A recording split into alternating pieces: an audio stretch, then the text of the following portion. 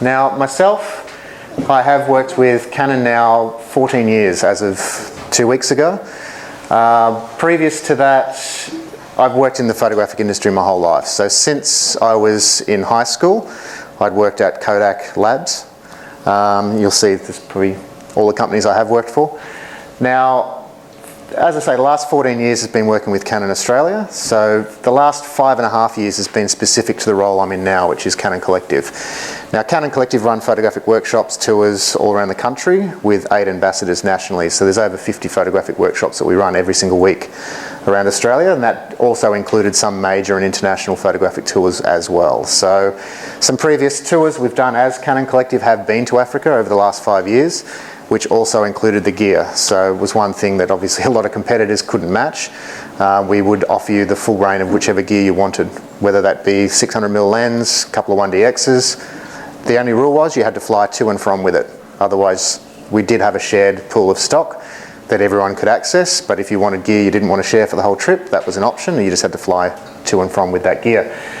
Now, previous to the last 5.5 years at Canon, 8 years previous to that was managing CPS, so Canon Professional Services, which was dealing with high-end photographers nationally in Australia and looking after any national pro press-covered events. So that was anything from Olympics, World Cup, Grand Prix, all the big major events.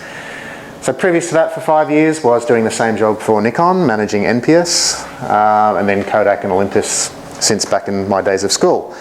But where it all started for me for Africa was growing up, I was addicted to African wildlife documentaries. I still vividly I should say, recall watching documentaries as a kid, to the point where any time it hit the TV, mum and dad would come running in, whatever I was doing, Africa's on telly. So it wasn't just wildlife in general. For me, it was always Africa that I had the affinity with, and got to travel there now for the last 15 years. So the first 2 years for me was through a African travel wholesale company who I'd paid money to go and looked into developing photographic tourism, which 15 years ago, there wasn't a lot of competition in that market, particularly at the higher end. There was a lot of competition in the lower to mid-market.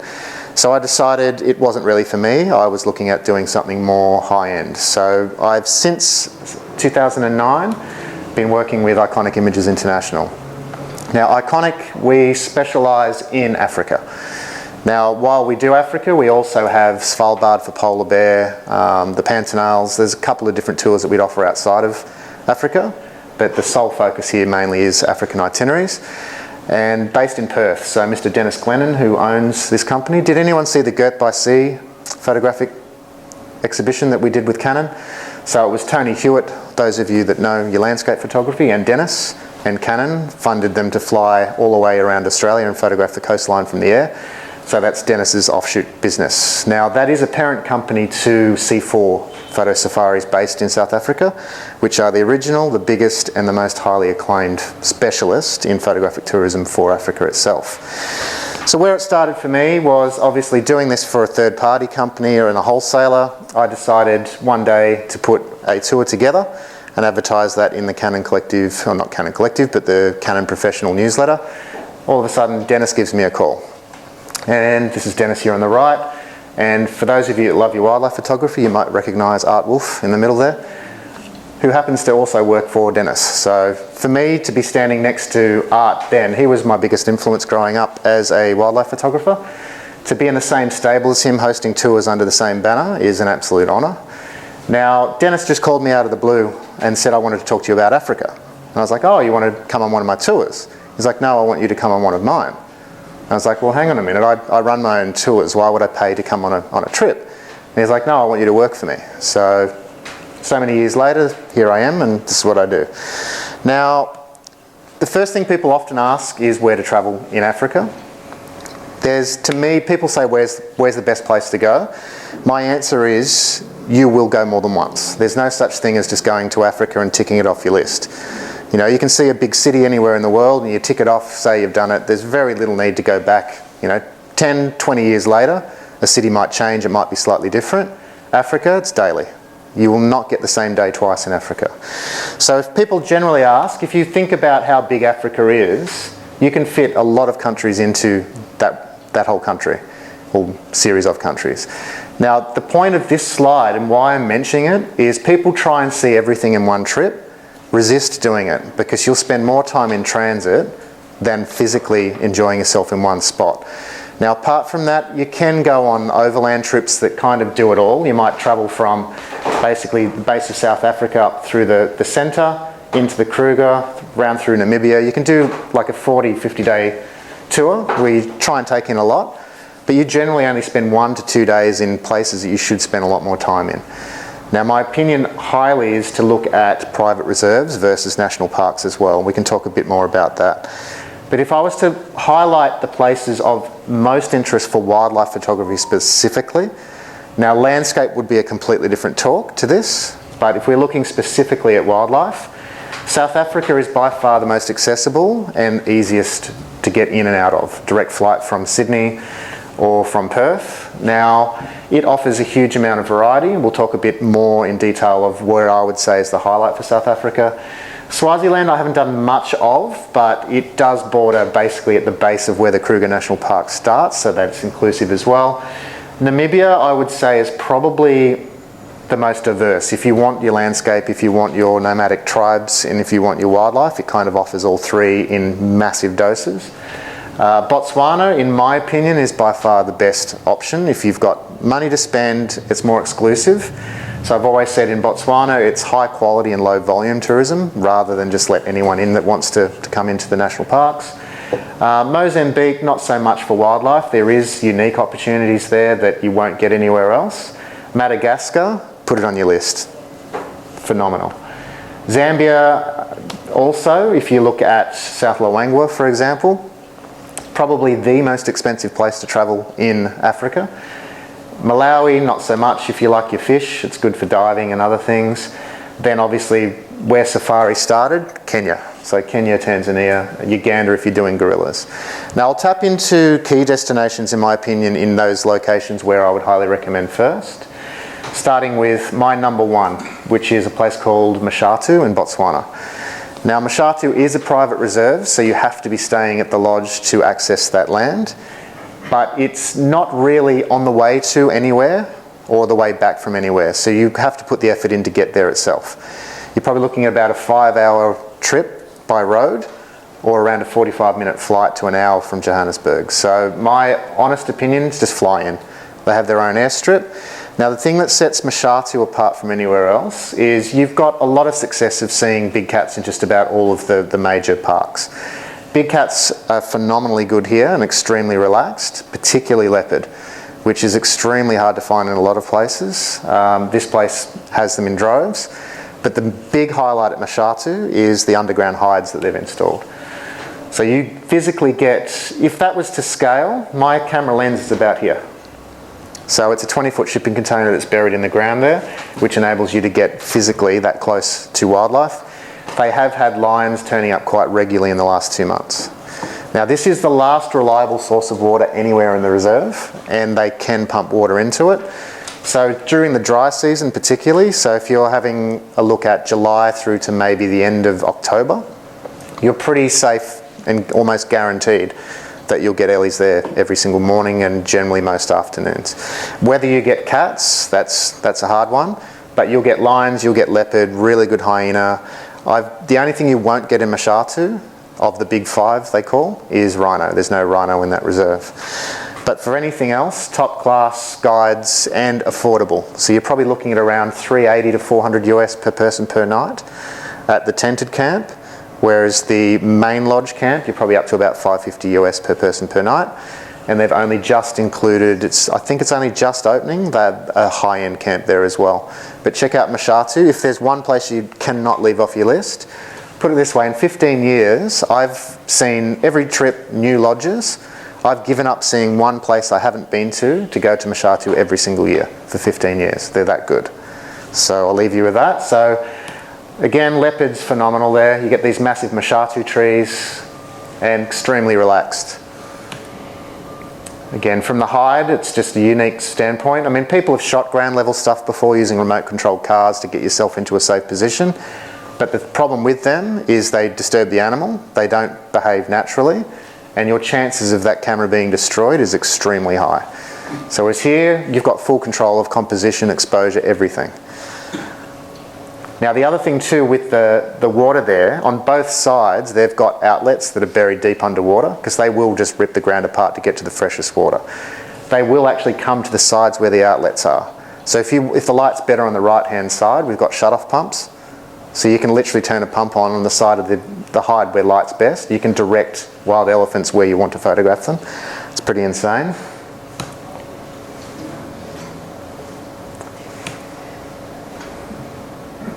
But it's semi-arid, so very dry. So it's similar to, has anyone been through the Pilbara in Australia? Probably quite similar, or even Alice Springs, outwards from Alice Springs, probably quite similar as well. But massive groves of mashatu trees, just stunning. And very relaxed hyenas, extremely relaxed, to the point we had there were two, this one's name's Bounce. And his brother, they're both, I wouldn't say tame, but there was a filmmaker that had spent the last probably 8 to 9 years on foot, and he'd get out and lay down and have a sleep with them, and they were wild hyenas. And because of that, they're quite relaxed around the vehicles, to the point we had another guest lying across the seat with the camera down photographing the brother, and she felt a tug on her foot. She turned around and her foot was inside the baby hyena's mouth. So they do have the strongest jaw pressure of any land predator on earth. So the femur in your leg would be like snapping a toothpick. So, but yeah, young and curious. Now the next one is the Okavango Delta in Botswana. Now the Okavango year on year has got more and more and more and more expensive. I know there are people in the room that have been to Okavango. I know that you physically have been to the Okavango before, I believe. Yeah. No, I didn't go there. Oh. Kenya and Tanzania. Sure. Now with the delta, it's a little inland delta just to the north, right up to the north of Botswana, which if you look at most of Botswana, it's the Kalahari for most of it, and there's this one oasis in the middle that has a permanent water source that's fed from Angola. Now there's only one way in and out of camps there, and it's private chartered aircraft, so the cost does go up, but you will have days in there where you will not see another person. Now similarly to Mashatu, there's only probably 10 to 15 cars at any one point, and you have to be staying at the lodge to access it, so you just generally get sightings to yourself. So within the delta, it's massive inland flood pans, very green. So best time of year I'd say is what we call their emerald season, which would be November. So it's similar to the build-up in the Northern Territory. So you get very bright green, new shoots of grass. The grasses are short, so it's better for wildlife viewing. The temperature's a little bit cooler, whereas if you go a month earlier, it's horrendous, extremely dry, extremely hot. The other good time to go is probably midway through the dry season, so probably June, July. But you get misty sort of mornings there. Wild dogs as well, which are extremely hard to find just about anywhere. It's probably one of the better places in the world if you do want to come across wild dog. And massive storms. You can set your watch nearly every afternoon to get that type of light. So as soon as the storm's clear, jump in the cars, you head out and you shoot until last light.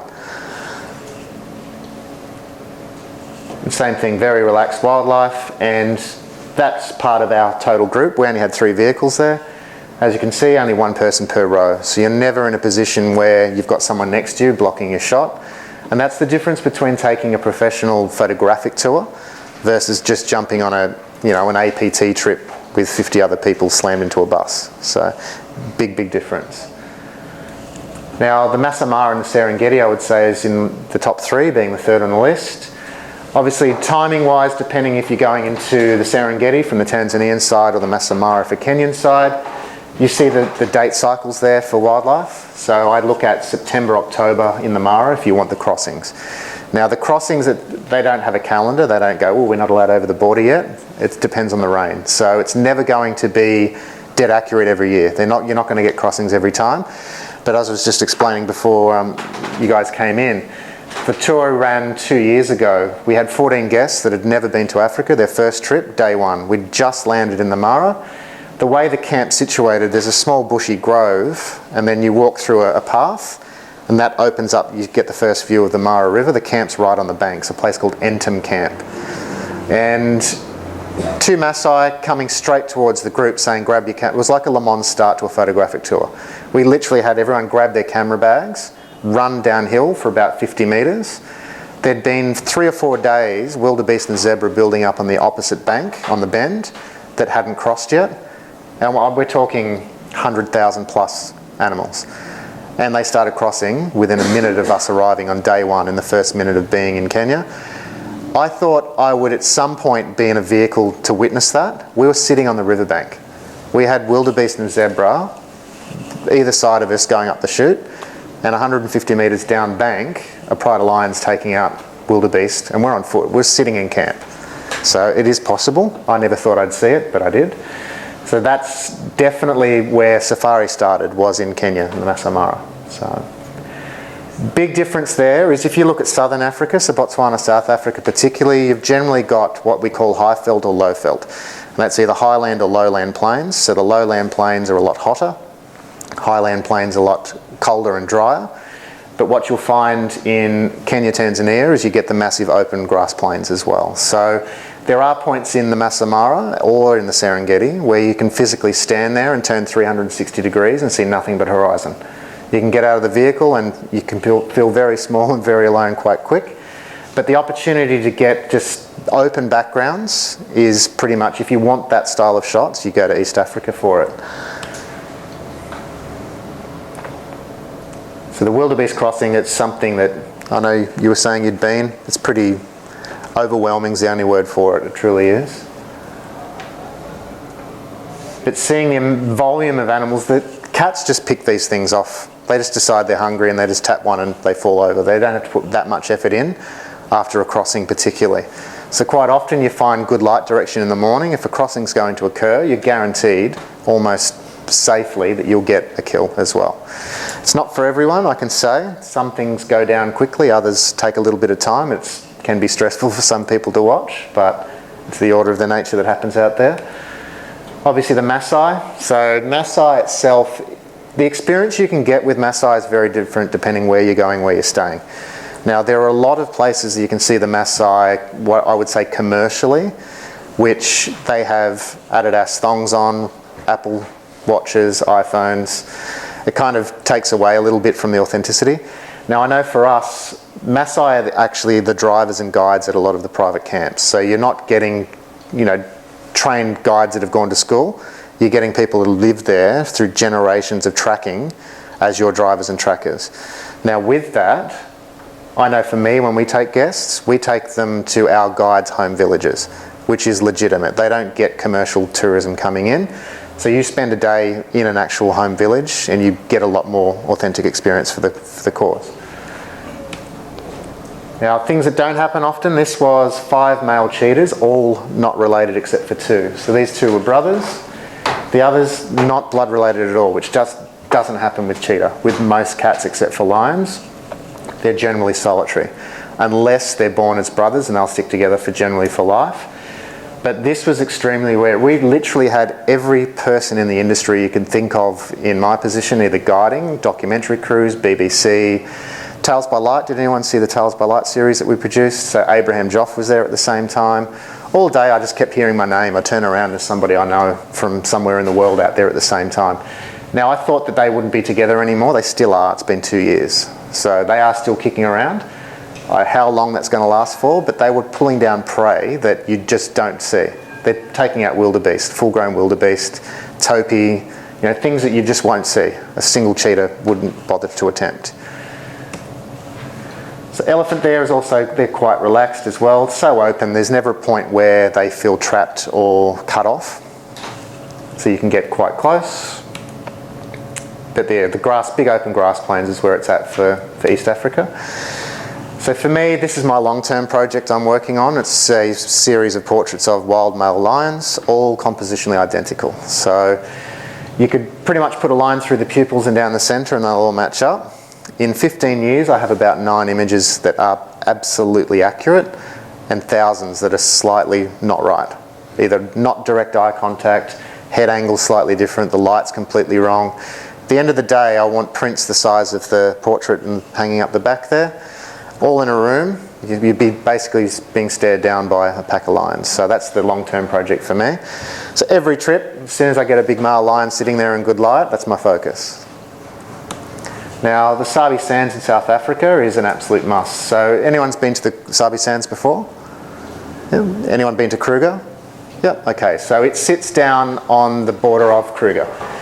So it's not part of Kruger itself, it is a private reserve to the side, so there's no fences keeping anything in out. They still can traverse from the Kruger side into the Sabi Sands. But if you want cats guaranteed, you want leopards guaranteed, you go to the Sabi Sands. Now for me, Mala Mala is the epitome of one of the best lodges you'll get in South Africa, particularly. It is more on the exclusive side, a bit more expensive. Or down from that, you've got Notton's Lodge, which is where I've generally taken a lot of guests, either both into Mala Mala, Sabi Sabi, or Notton's would be the top three there. Again, wild dogs extremely good there, to the point where you can start taking risks and more experimental shutter speeds, so dragging your shutter, slowing things down. Again, leopards that will walk straight up to the car. Now people are obviously say, is it dangerous? To the cats, they see you as a moving part of a big object that they see every day. They really don't pay all that much attention to you, provided you don't stand up and break the shape of the vehicle. To the point, you can see the guides and trackers sit on the front. If we drive nose first into a pride of lions, then at least 100 metres before that position, the guide will jump out and sit in the car. But if he's relaxed sitting there, you're perfectly safe. Just don't go for a swim at certain times of the day. That was in the Sabi Sands. We went for a swim, or we didn't go for a swim that day, but there are no fences. If there are fences, they're generally low-lying electric wires to keep elephants out because they'll destroy the place. Other than that, it's free game. Anything else that walks into that camp is possible to happen.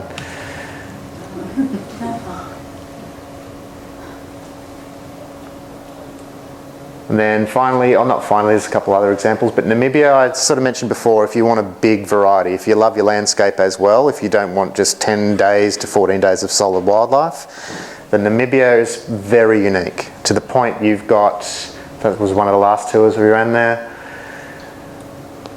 Etosha, so huge flat salt pan, so pretty much gleaming white, extremely dry, extremely arid and flat. So only problem with Etosha is you can't drive off-road. You have to stick to roads. It's an easy one to self-drive as well, because there's a map network that shows you all the natural watering holes versus the man-made. During the dry season, don't bother going to the natural ones because they'll be bone dry.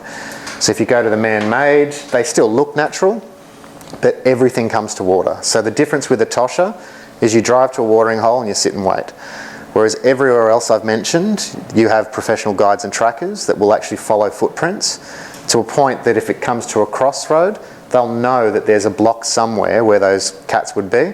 The guides get off, walk in by foot, find the lions, and they park the car right next to them. Now, Etosha, you're always at a watering hole wondering what's happening at the 120 minutes down the road. It plays with your head in a big way.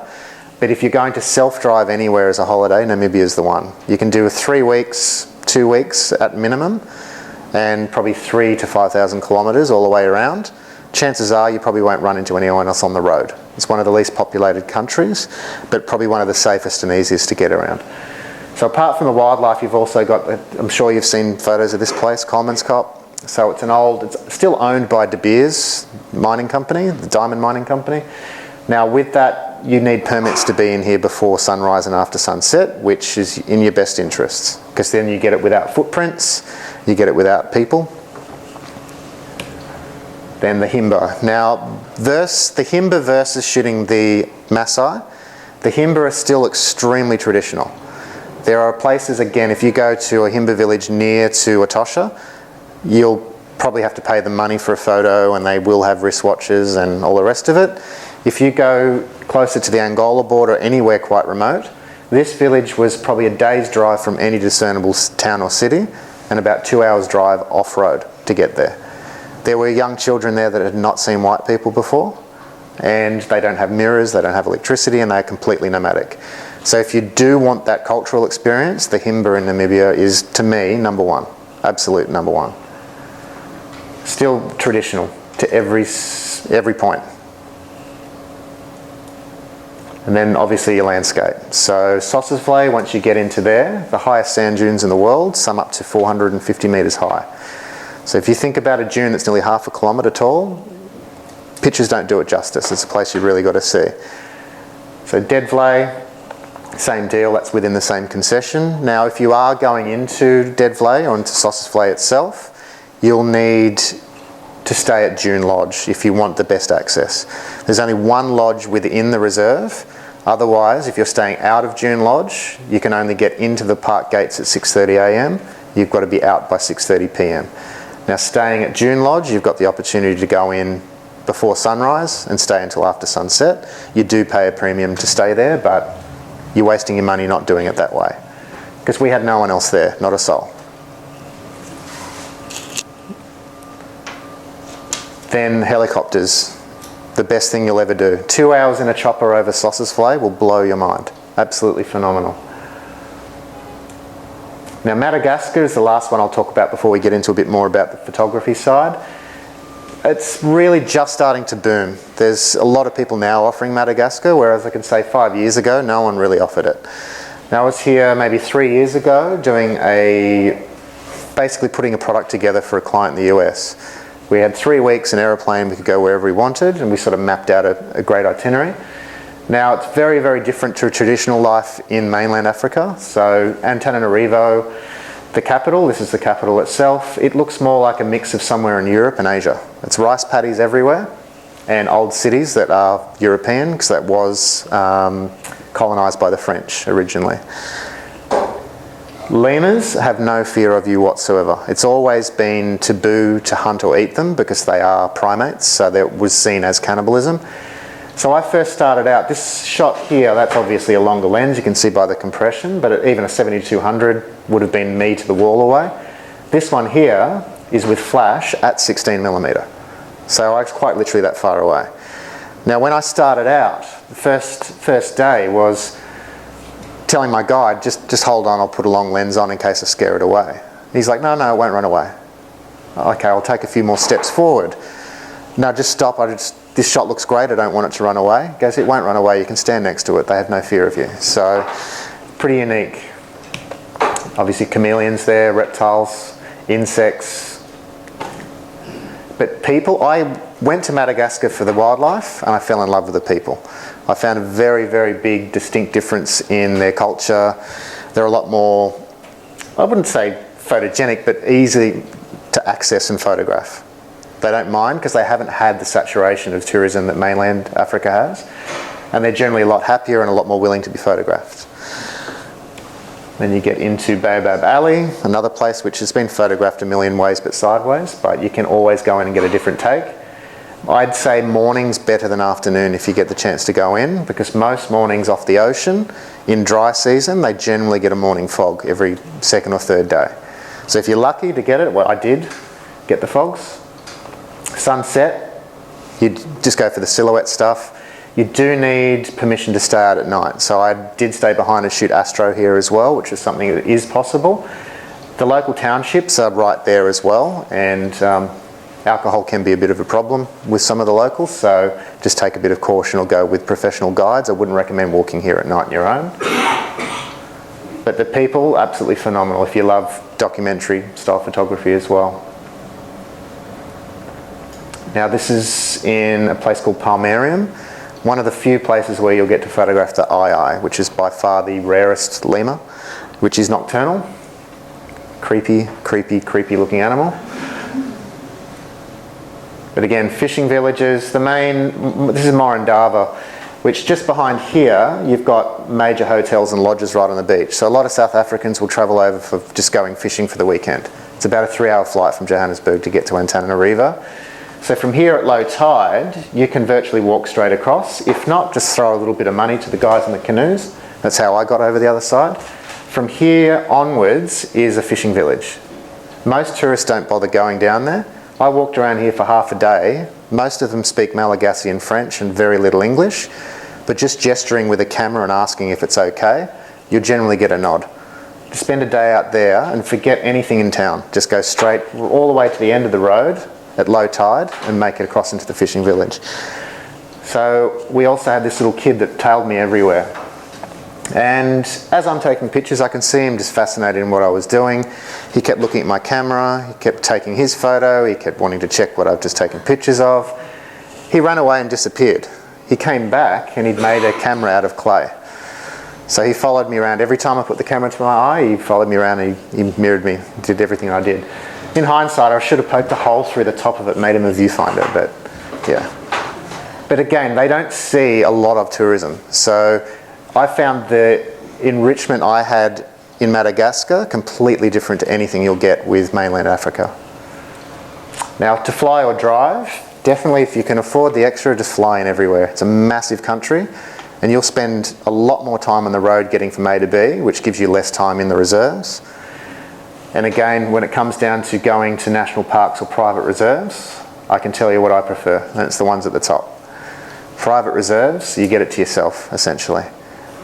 Whereas national parks, it is what it is. I mean, there's a different budget for everybody, but where you can, just go into private reserves. Now, what to pack's always something that comes up quite regularly. Not all of that. You saw by my first photo, it wasn't far off. I looked like a Canon Christmas tree. But gear-wise, this is what I physically use on most trips. So 2 1DX Mark IIs, a 5DSR or an EOS R. I find the 5DSR for resolution. If you've got great light and an amazing sighting, I always go for a higher res camera where I can, if the light permits, in case that's a print on a wall. That's looking at more of a commercial reason to shoot a higher res image. Now, either a 600 or a 500, depending where I'm going. Now, 500's lighter, it's easy to travel with. South Africa, Botswana, perfectly fine. Namibia or East Africa, so if you're looking at Tanzania and Kenya, the longest lens you can afford is going to go a long way, particularly if you can't drive off-road or if you don't have off-road permits in the Mara. If you've got a line 100 metres away, that's as close as you're going to get, then go for the longest you can. Now, the 100 to 400 is basically your all-round lens. It does everything. It's almost your wide angle when you're out on the plains in the Mara, because it is so huge. 16 to 35, you won't use much. You will in Namibia for landscape, but for general wildlife, if animals come close to the car, then I'll often use a monopod and a 16 to 35 over the side of the car with a cable release to shoot ground up stuff when it's not safe to get out. There are some countries that allow you to get out of the vehicles where, I've done it many times, where you jump out the opposite side to the animal and hide behind the back wheel and shoot ground up stuff with herds of elephants. Places like Mana Pools in Zimbabwe, you can physically get out and walk. Lay on the ground and be 25 metres from a pride of lions that just ignore you. So it is possible. Now, camera gear wise, the additional stuff to consider taking, I don't travel with a tripod anymore. Namibia I will, because it's landscape focused as well. But shooting out of vehicles, I use bean bags. Now, there are commercial ones you can buy. They just zip open. They generally have 2, there's a picture of one coming up a little bit later I can show you. But take them empty. People go, oh, that's going to weigh something. Fill it up with dry beans when you get there.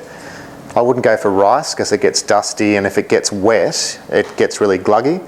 Just really hard dry beans, just fill them up with those, generally like red beans. Power boards and international adapters. The amount of times we've been on trips where someone's like, oh, I've got 3 things to charge and only 1 adapter.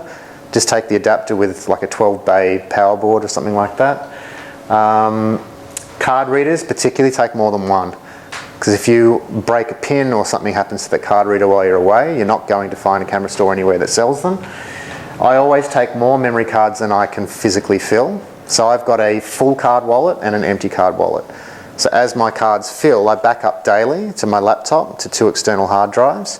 Then once that card's full, it goes into the full card wallet and that stays on me at all times. So every time I fly, my full card wallet's in my pocket along with 1 hard drive.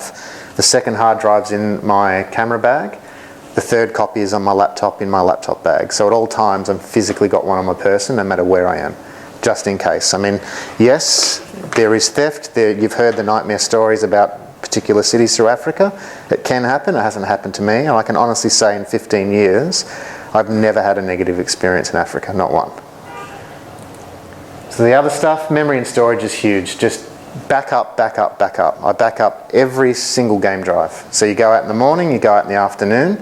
So as soon as I'm back from the morning game drive, I'll back up to all 3 drives and the same in the afternoon. And that way, if anything does go wrong, anything gets knocked off, you've got them in your wallet. Now, tripods and supports, that's one of the bean bags here. So you can just slop them over the side of a window. Most of the big safari cars have a bar in the front and no roof. They're completely open. East Africa, if you're doing the Masai Mara particularly, or the Serengeti, they have what we call pop tops. So the top pops up and you can just flop the beanbag down. Now I avoid tripods or monopods in the car, because if you're seated on a monopod, there's one axis that you can't get off without leaning forwards or backwards to do it, and you end up carrying the monopod hanging off the end half the time anyway. Whereas you find the beanbags, you just, wherever you drop it, the lens, you're shooting straight away. By far your best option. But again, tripods for general safari stuff, unless you're doing something with a heavy focus on landscape as well, i.e. Namibia, I don't bother with a tripod. I personally don't travel with one anymore at all. But if you're going to, gimbal heads are a godsend if you've got the ability. But again, they're heavy to travel with. And a lot of the time in private reserves, if you're flying in particularly, you're restricted to about 15 kilos luggage. So clothing, keep it light. You're not there to win any fashion awards. Everyone looks as daggy and khaki, I can tell you. But light, breathable clothes that's quick dry. I'll take 2 long sleeve tops, 1 windproof warm jacket, 2 pairs of long pants, and they're all fairly lightweight, 2 pairs of shorts, and a week's worth of socks and underwear. That's it. You wash as you go. Most of the high-end lodges do the washing included for free. My luggage I can fit into a small camera bag with camera gear, so just keep it light. So flying with gear, my best advice is get a camera jacket. Again, you're already going to look like a dag in khaki. You may as well throw a camera vest on top of it. Ones with nice deep pockets. Now, most airlines now are heavily cracking down on weight, even locally. Has anyone noticed flying with Qantas or Jetstar or anything now? They're weighing you at the gates as well. So if you can get camera gear into your jackets and your bag weighs hardly anything on the scales, at the departure lounge you can always throw it in, but just watch. I got stung in Dubai. I thought, I'm already in the airport, I'm fine. You go through the gate in Dubai and there's a lift that goes down to the departure lounge and they weighed your stuff for a second time. So just be mindful of that in Dubai airport. But as much as you can throw into pockets to lighten your bag, the better. I avoid rolling cases. Yes, they take the weight off while you're carrying it through the airport, but they're big, they're heavy, and they're impractical in Africa. So for me personally, I use the f-stop bags because the internal unit you can pull out. So when I'm on game drives, I take the whole internal unit out, which weighs next to nothing. You haven't got a full-size backpack, but you can zip it shut because then no dust gets in. But then the bag you just leave in your room. So for me, that works extremely well in this situation. Now, knowing your subject's huge, just as much as knowing the technicals and the camera gear and everything else. I'd say I'd put just as much importance in knowing the wildlife behaviour as well. So over time, the more time you spend around subject and you can predict what's going to happen, you end up with better shots.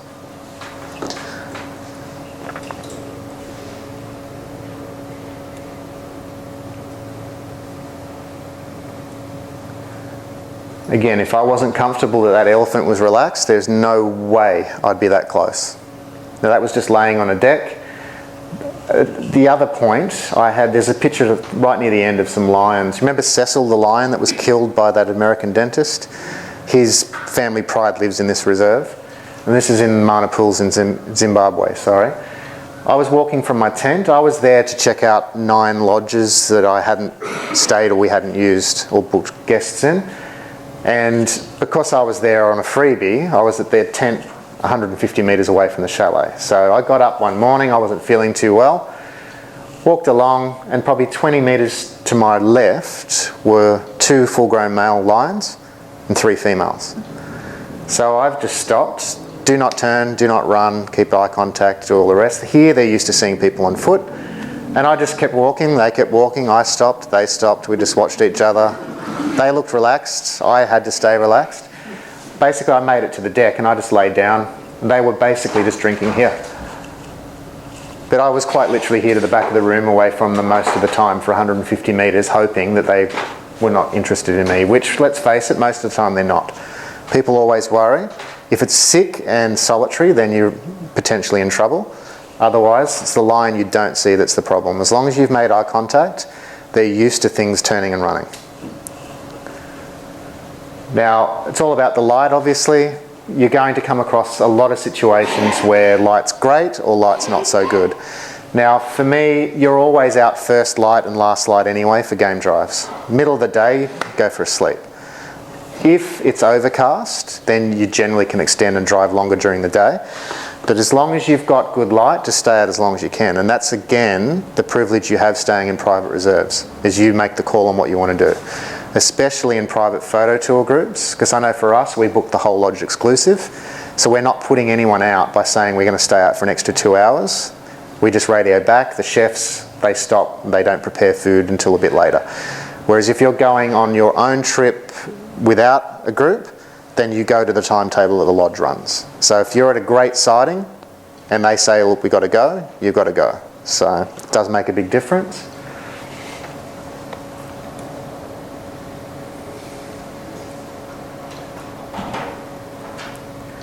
Now this leads on to knowing your light meter as well. So just a show of hands who would normally use manual exposure. Yeah. AV or aperture priority. Yeah. Shutter priority. This happens every time I do these talks. Manual, if you're confident with it, is great because what you see is what you get. You know, you've asked, there's three factors obviously, aperture, shutter speed, ISO. Aperture and shutter speed, non-negotiable in manual. You're asking the camera, I have to have this shutter speed and I have to have this aperture for the creative outcome you want. ISO is just there to enable those two things to happen. So long as you're familiar with that, then it's just increasing and decreasing your ISO to control your exposure because you don't want to sacrifice depth of field or you don't want to sacrifice shutter speed. Whereas I find a lot of time people will lock in an ISO and then get the shutter speed that they can get away with. And then if it's too bright, too dark, they increase and decrease shutter speed. Then you end up with a blurry image. Now the other way around it is you can use auto ISO in manual because then you're continually going in and out of different light sources and it saves you having to balance it. Then you can set a custom function, which I do personally on the 1DX Mark II, 5D Mark IV will do it, a 7D Mark II will do it. Any consumer models under won't, but you've got the ability to assign the set button in the middle of the wheel on the back of the EOS cameras to exposure compensation when you're in manual with auto ISO. The beauty of that is the dial's working as shutter speed on the front, aperture on the back, but as soon as you want to add exposure compensation, you just hold the set button in. When you turn the front dial, you dial in and out your exposure compensation. So if you take a shot with neutral exposure and you've set your ISO, you've set your shutter speed, you set your aperture. If you want it brighter or darker, you just hold the set button, turn the dial to the right to brighten it, turn it left to darken it. A very quick and very efficient way to work. The other way is to use TV, time value, or shutter priority.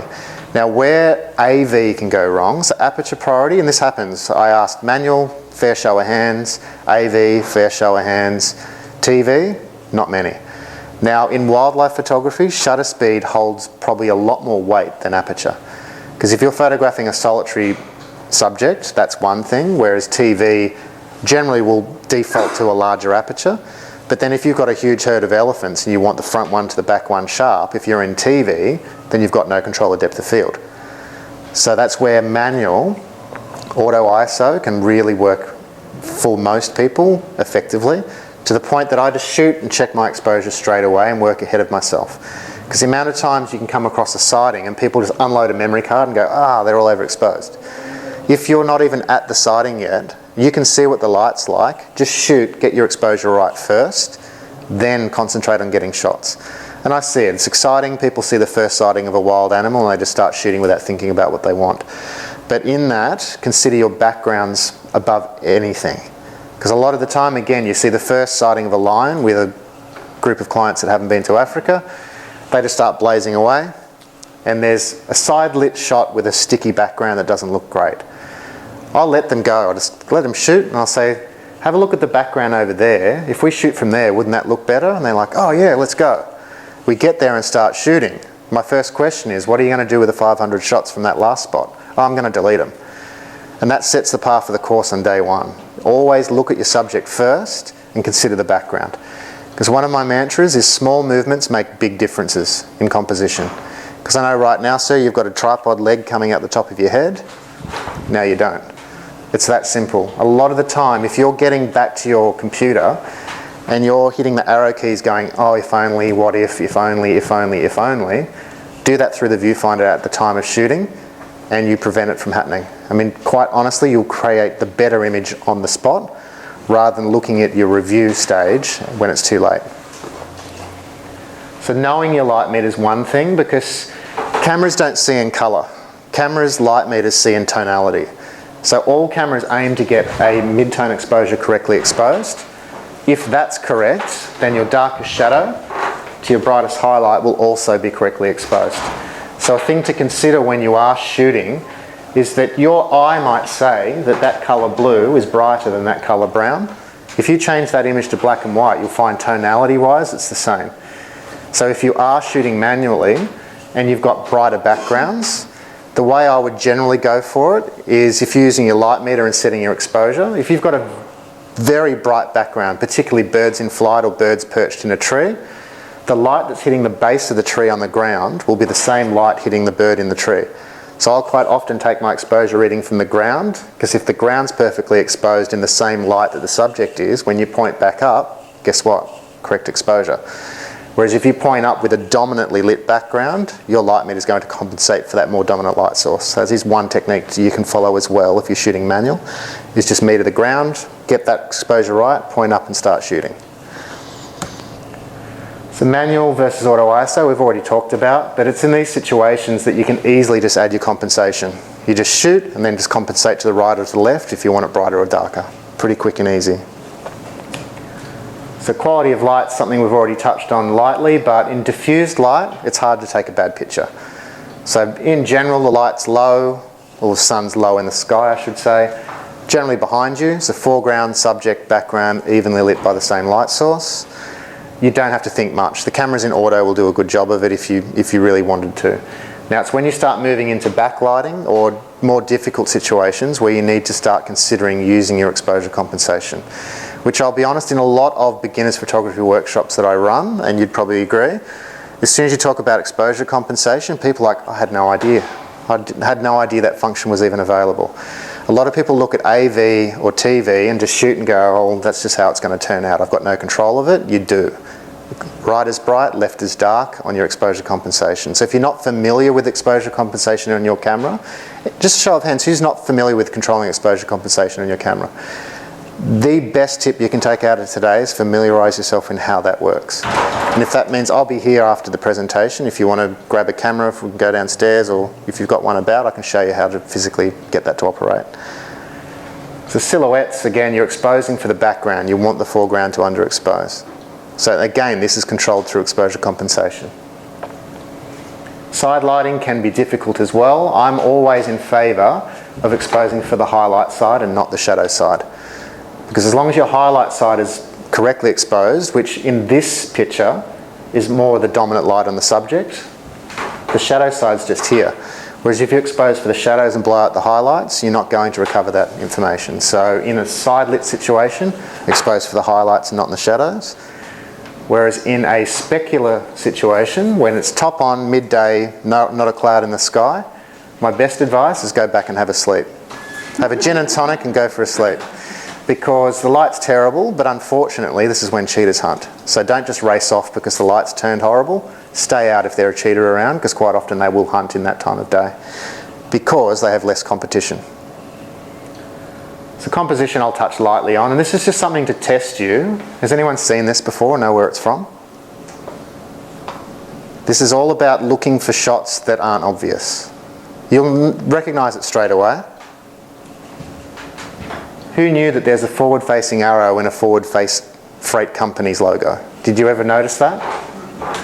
Until it was pointed out to me, I didn't know. I'm not going to lay claim to this. This was from one of Art Wolf's presentations that he did. But the whole point is, that's been staring you in the face for years and you've never noticed. When you're looking at composition, look for the hidden shots. Just don't take the obvious one. Where that would be is, I know in that same presentation that Art Wolf did, it was a 6-hour workshop on composition called The Art of Composition, which was just so good with his name being art. Now, he brought up one picture. It was like a terraced rice paddy in Asia. And it's the one shot that most people have seen and gone, oh, that's pretty. They've pulled over, they've taken a shot and they've left. Now on that one picture, these red boxes started appearing all over the screen, and then one by one it cropped in to 50 amazing images that could have been taken in that scene, but the average person sees the wide angle shot, takes a wide angle shot and leaves. So just hunt all your options. Which brings me to shooting long, medium and wide. If you've got the ability to get 3 different type of images out of one scene instead of just taking one lens and shooting one focal length, I'll be honest, a lot of people fall into the trap in wildlife photography of just throwing on their long lens and shooting everything close up. Which, close-ups, I mean, if you don't see the environment, they could be in a zoo for all you know. I started out shooting everything super long. It's like I paid $11,500 for a 500mm lens. Hell, I'm going to use it. But I'll be honest, the 100 to 400 I've been using a bit more because again, once you pull that back to the 100mm end, it is almost a wide angle when you're considering the size of this place. It's massive. So always shoot long, medium and wide as an option. Same deal. If you've got the option to do it, I work with 3 cameras. So I'll have a 24 to 70 on one, 100 to 400 on the other, and then maybe my prime 600 or 500 depending where I am. But at all times, if you pick one up and start shooting, until you've run out of ideas, put it down, pick up the other one and start from scratch. And you'll find by the time you get back to the first camera setup you had, you'll start seeing things you didn't recognise the first time. But just hunt it out, look for details, look for interactions, just look for any minute thing that will make the better image. And again, if that means you've got to move slightly forward or back, you just speak to your driver. If you've got a blade of grass in the face, roll forward, roll back. You know, the whole, I'll fix it in post, you don't want to be doing that. Again, just small details to go with big details. Establishing shots, wide angle shots. Shooting low where you can, that's another example. That's where I was laying underneath the car behind the back tyre to get that photo. If it's not safe to do it, then you just use a monopod with a wide angled lens and a cable release. Or use the Canon Connect app if you've got Wi-Fi and you can see it on your iPad or iPhone. And you can take pictures on your phone through the Canon Connect app. It's another way to do it. There, I would not get out of the car. You are in a lot of trouble if you do. So that's that pride that I was saying we're on foot when I was walking. So that's not even 30 metres from where I was sitting.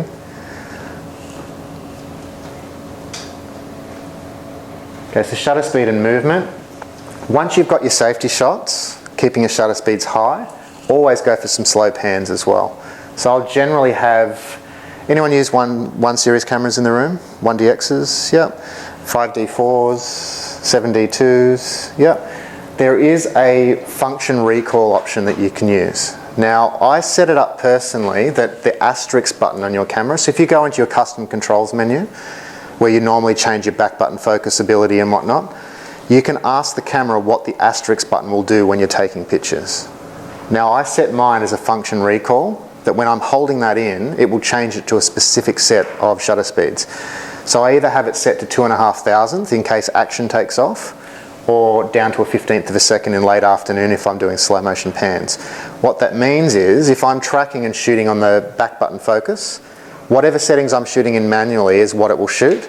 If I need it to go straight to a different set of pre-assigned settings, I just skip from the AF on button across to the asterisks and I get either the slow pan speeds that I put in or the high speed. So if anyone's not sure how to set that up on your cameras, and you can come and speak to me at the end, I can show you.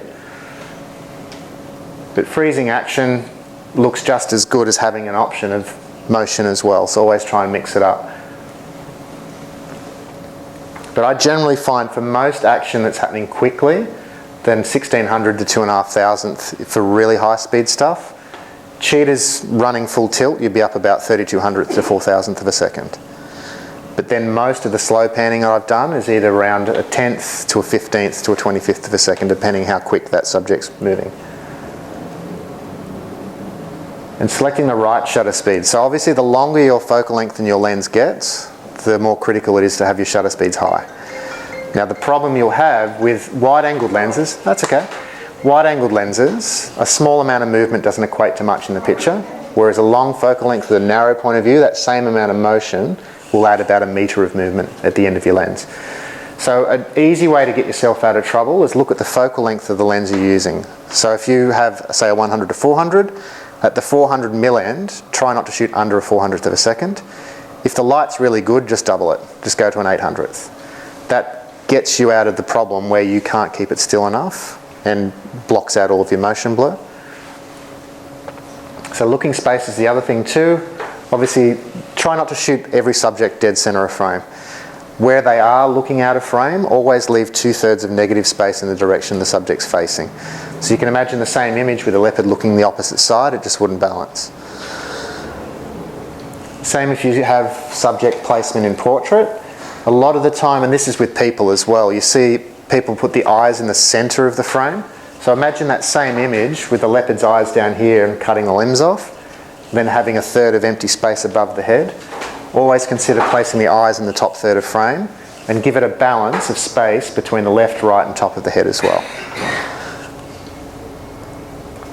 Same deal, where you can fill the frame, go for it. Now key tips, use your viewfinder like it's a finished print. That's my best advice. Because if it doesn't look good now before you take the picture, it's not going to look good when you get it into Lightroom or Photoshop later. If it's a small distraction, move and get rid of it. Now, think before you shoot as well. I find a lot of time people just rely on the frames per second in their camera and they're not actually paying attention to what's actually happening. So think about why is this picture, why am I going to spend half a memory card on this scene? Just think about it. Again, it could be a slight movement. Is the background better there? Is the light better there? And move towards that.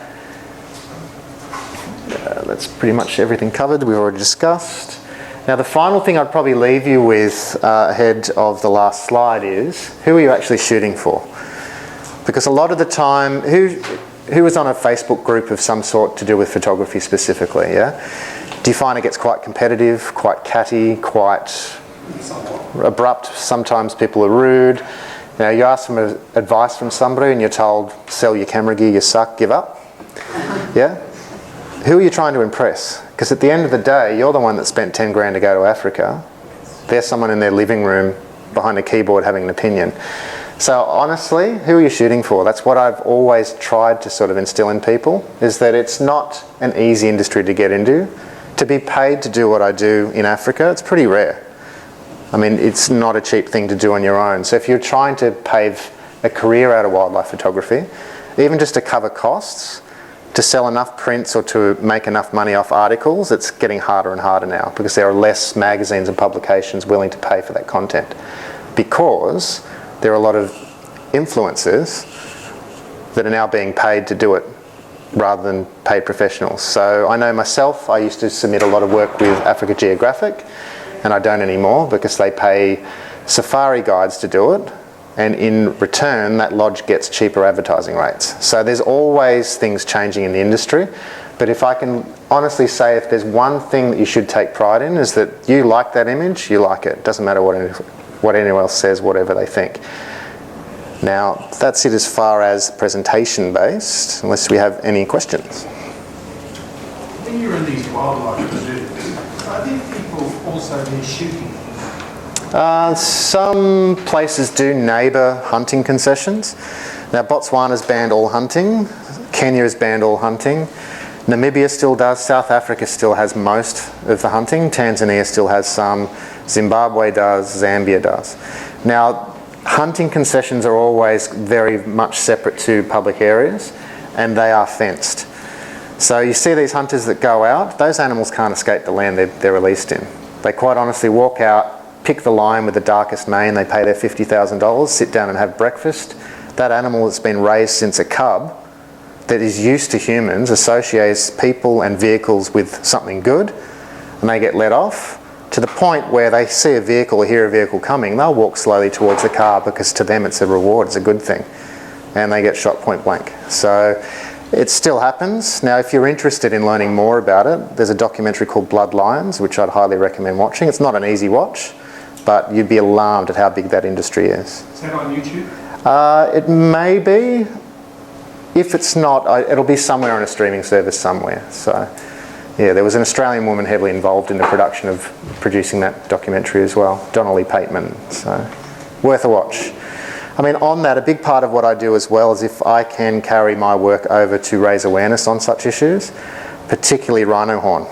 Now, A good friend of mine runs a charity called International Anti-Poaching Foundation, which is just iapf.org. He's ex-Special Forces in the Australian military. So he basically stopped doing tours in Iraq and Afghanistan as the most highly paid elite soldier in the world, in one of the most elite groups, to selling his properties and putting it all into weapons and training, and full-time he's on patrols protecting elephant and rhino, particularly in South Africa and Zimbabwe. So a lot of these people aren't usually highly trained. They get into that as a source of income. They get into being a ranger. A lot of them are killed.